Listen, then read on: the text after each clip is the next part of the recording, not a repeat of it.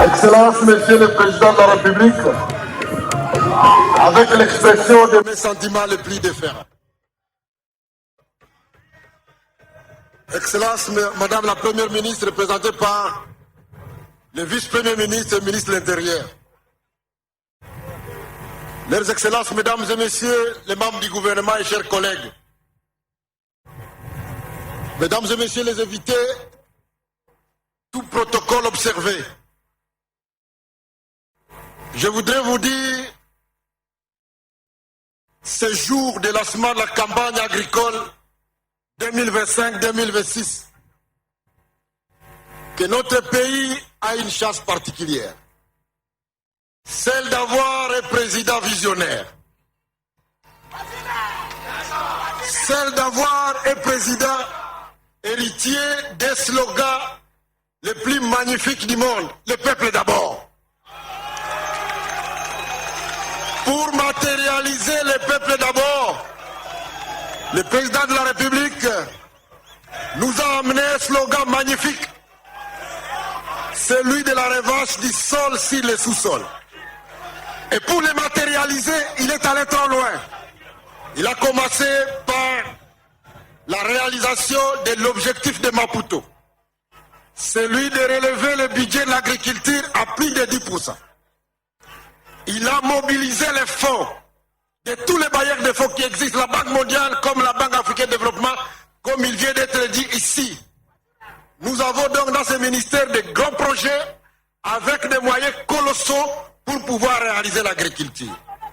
Il ne s'est pas arrêté là, il a fait des initiatives, presque dans toutes les provinces, pour relancer la production à grande échelle dans le domaine de l'agriculture. Il ne s'est pas arrêté là. Il a fait une commande colossale des engins agricoles, les tracteurs que vous voyez devant vous.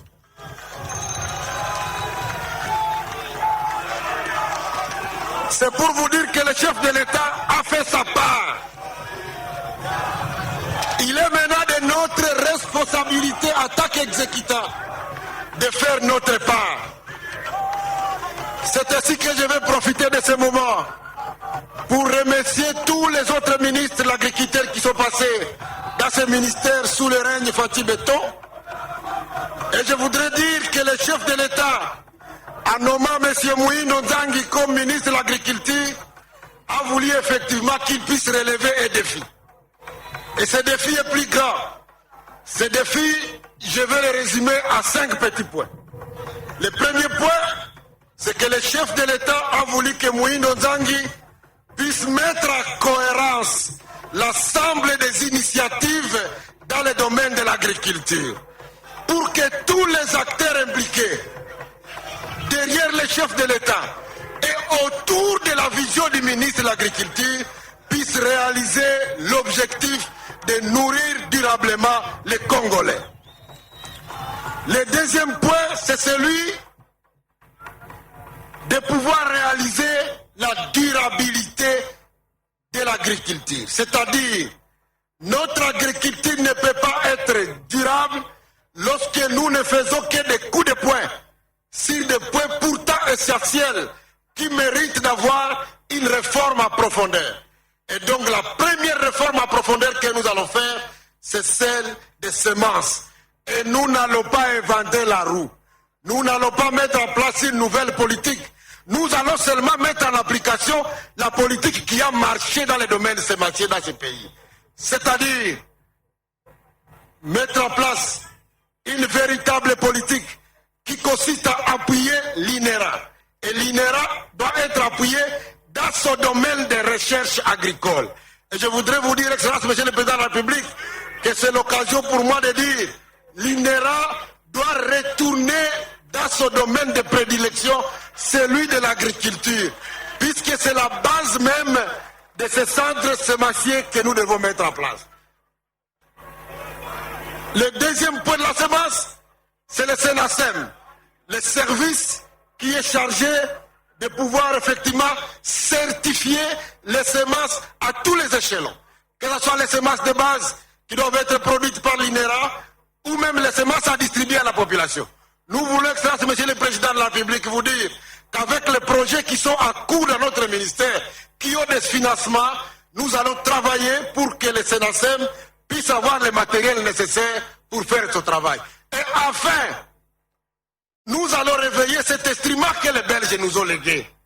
Les CAPSA, les centres d'adaptation et de production des semences améliorées qui sont disséminés sur l'ensemble du territoire national, qui ont cessé de faire leur travail, alors que ce sont ces centres qui ont été mis en place pour produire la semence améliorée, prenant les semences de base du côté de l'INERA.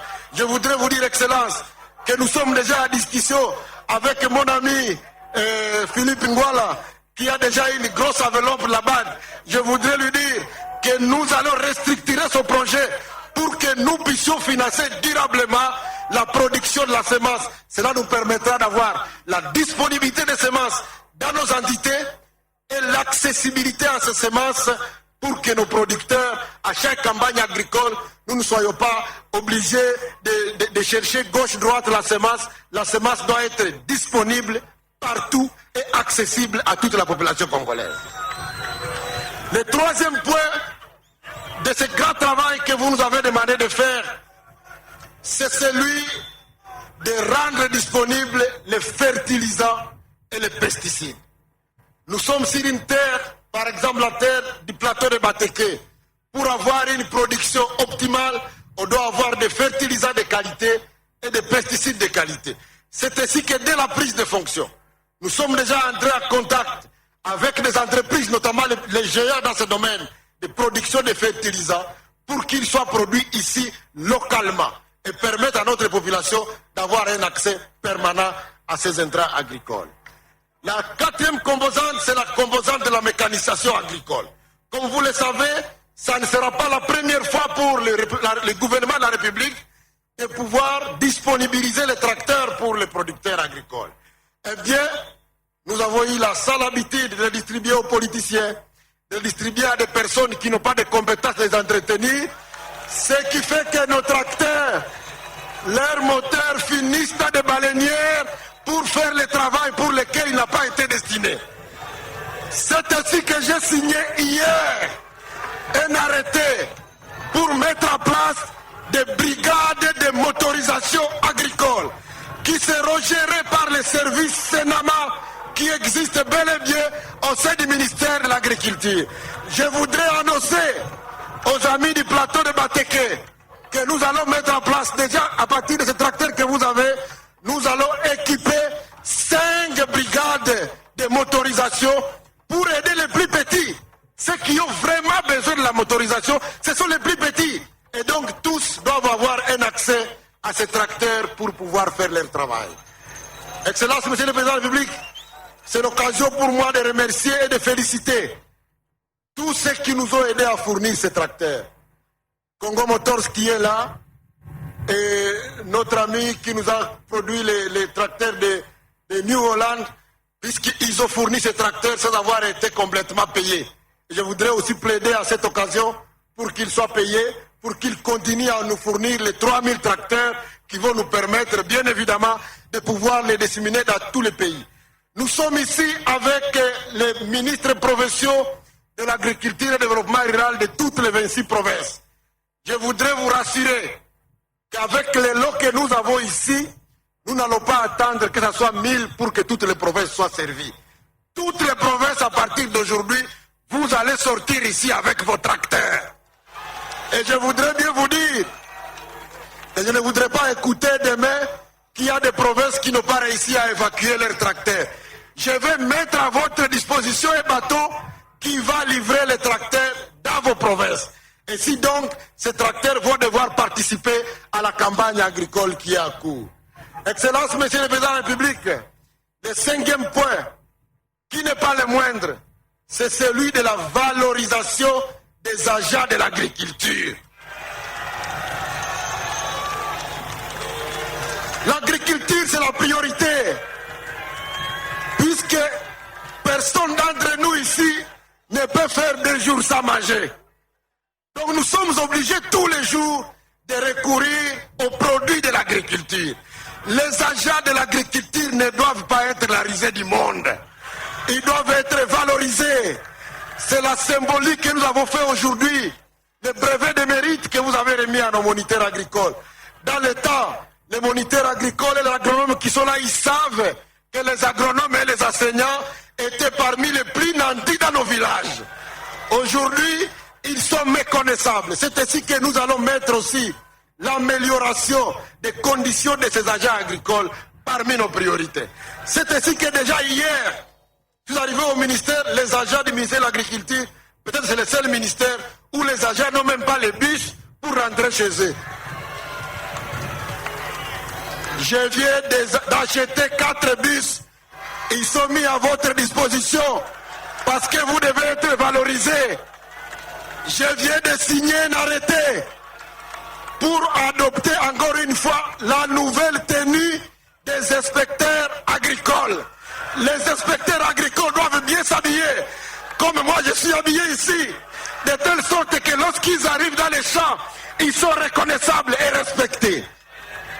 Excellence, Monsieur le Président de la République, la campagne agricole que nous lançons aujourd'hui, ce n'est pas seulement une campagne pour les produits vivriers. Nous avons voulu aussi, par cette symbolique, lancer la campagne pour les produits pérennes. Excellence, Monsieur le Président de la République, le décret créant l'ONAPAC lui a donné la responsabilité de pouvoir encadrer les producteurs de café, de cacao, de kenguina, de papaye, de vanille et tous les autres produits d'exportation. Je voudrais vous dire par le témoignage qui a été fait ici par l'ESCO, c'est que les produits agricoles pérennes permettent à la population d'accéder à des revenus et à de l'argent, à de l'or vert, les dollars. Aujourd'hui à Beni, rien que le territoire de Beni, c'est 100 000 tonnes de cacao qui sortent, ça fait pratiquement 1 milliard de dollars qui entrent directement par an dans les poches des paysans. Je voudrais que cette expérience, nous puissions l'exporter dans tous les pays. Parce que dans toutes les provinces, nous avons la possibilité d'avoir, ne fût-ce que les trois grands produits qui sont le café, le cacao et le palmier. Et donc nous venons lancer aussi cette grande campagne de promotion des produits agricoles pérennes. Ensemble avec l'ONAPAC, dès la semaine prochaine, nous commençons la tournée et nous voulons que tous les autres projets nous appuient. Nous avons demandé à chaque secteur de disponibiliser 10 hectares pour que nous puissions y mettre une pépinière. Les ministres provinciaux sont là, les inspecteurs de l'agriculture de toutes les provinces sont là. Nous nous sommes réunis hier toute la nuit et nous avons arrêté des stratégies. Nous allons mettre à disposition de la population des pépinières, mais nous allons demander à chaque villageois de pouvoir planter un demi-hectare. Et cette demande, Monsieur le Président de la République, que vous allez nous excuser, elle sera assez corsée. C'est pour cela que nous avons parlé de la révolution agricole agressive. On va y mettre de l'agressivité pour que tout le monde puisse avoir un champ. On ne peut pas résider dans un village sans avoir un champ. Excellence, Monsieur le Président de la République, je vais terminer mon propos en vous disant merci d'avoir honoré le ministère de l'Agriculture. Merci d'avoir honoré les paysans. Merci d'accepter de continuer à soutenir ce secteur agricole. Et pour nous aider à consolider les acquis de tous les investissements que vous allez faire, je viens de déposer à la commission ECOFIR le projet de décret sur les fonds de développement de l'agriculture. L'agriculture ne doit pas se financer par la recherche de DTO dans tous les circuits. Puisque la campagne passe, l'agriculture a un calendrier qui est corsé. Nous devons avoir un fonds permanent qui nous permette de financer et les engrais, et les fertilisants, et d'appuyer toute la jeunesse et tout le monde qui veut se lancer dans l'agriculture. C'est ainsi que nous allons demander dans le cadre de ces décrets que votre slogan de la revanche du sol sur les sous-sols soit matérialisé. C'est-à-dire que les sous-sols doivent financer les sols pour qu'on puisse avoir la revanche. Nous allons donc ponctionner sur les fonds miniers pour avoir les frais de financement de l'agriculture. Que Dieu bénisse la République démocratique du Congo. Que Dieu bénisse notre président. Je dis et je vous remercie.